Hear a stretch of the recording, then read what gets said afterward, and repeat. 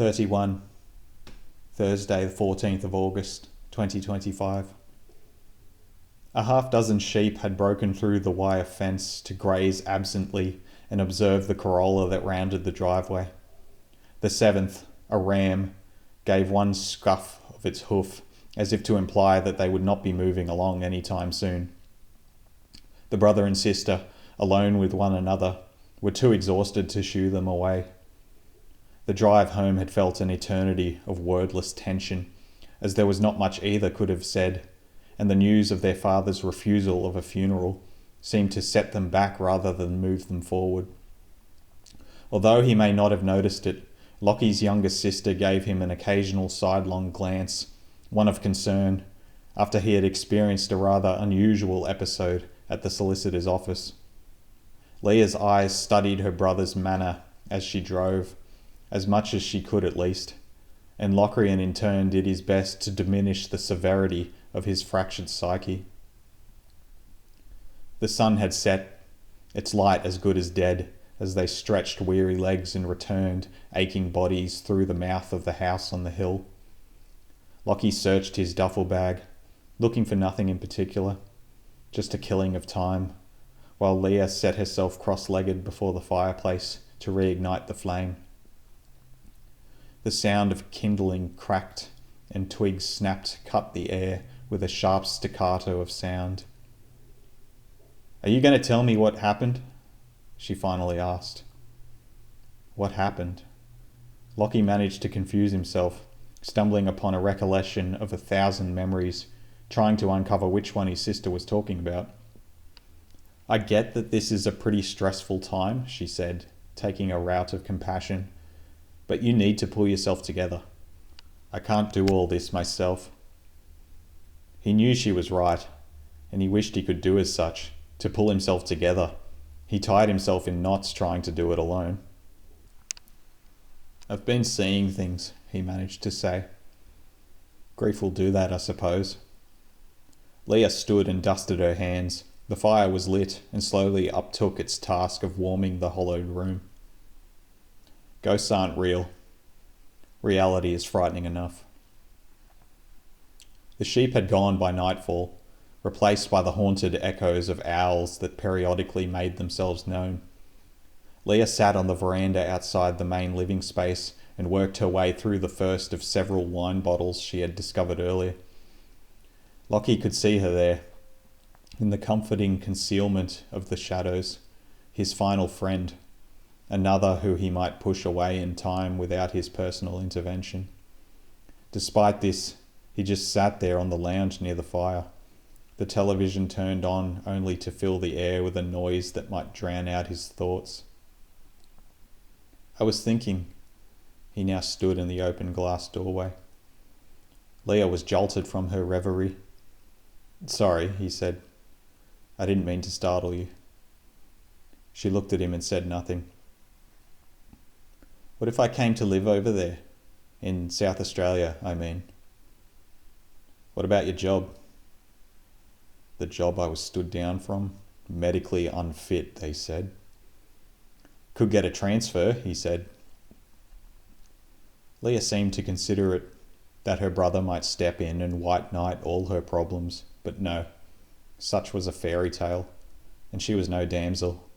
It was a laughable notion. "How's the footy?" She pointed to the television. "Grand final rematch or something? See, I know sport." He could hear the slur in her voice. One of the wine bottles was almost empty. She gestured him to sit. "You should join me. I know you don't drink, but if you don't want to get drunk after today, maybe you're stronger than you think you are." Lockie fixed his gaze on the bottle. No, even tonight, he couldn't handle that burning sensation he despised so much. Leah shook the bottle, teasing him. "Don't fear the Reaper," before slamming it down harder than she intended.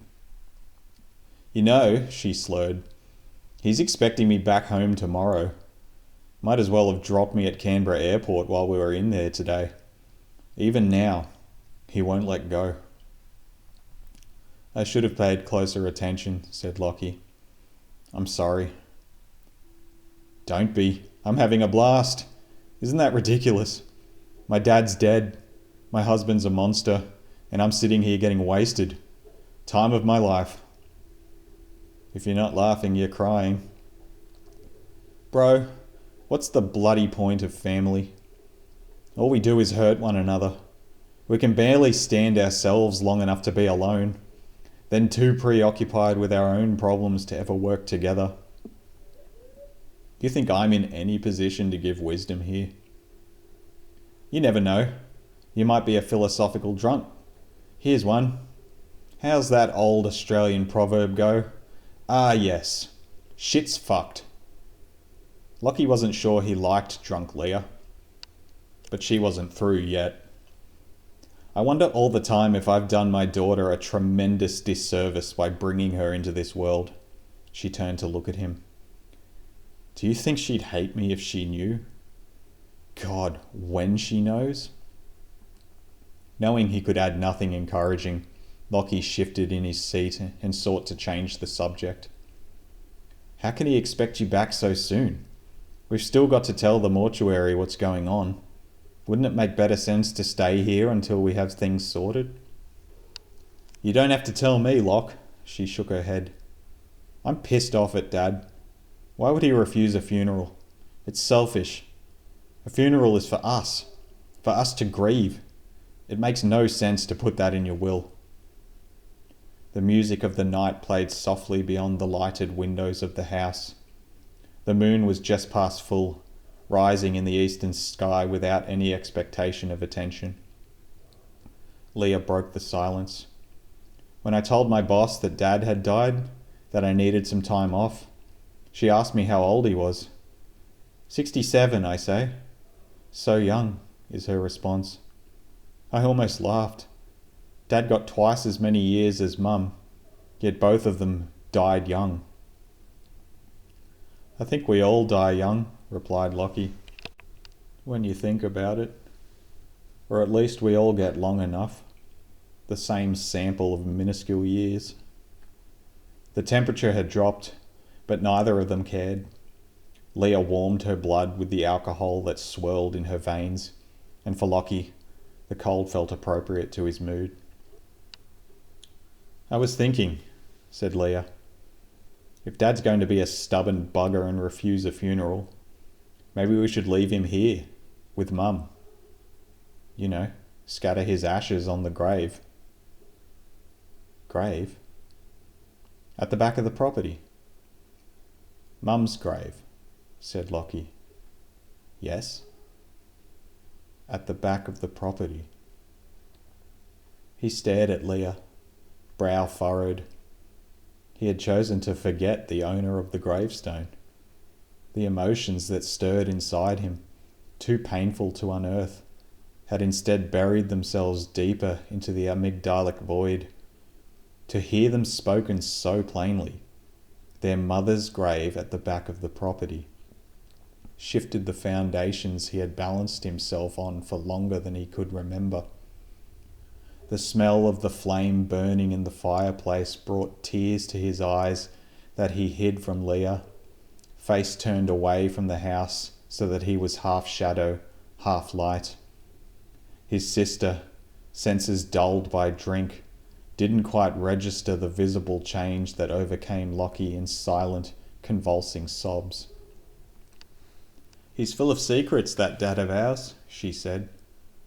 Wasn't till I turned 18 that he even told me what happened to Mum. Lockie choked on the words that had at last risen from deep inside him.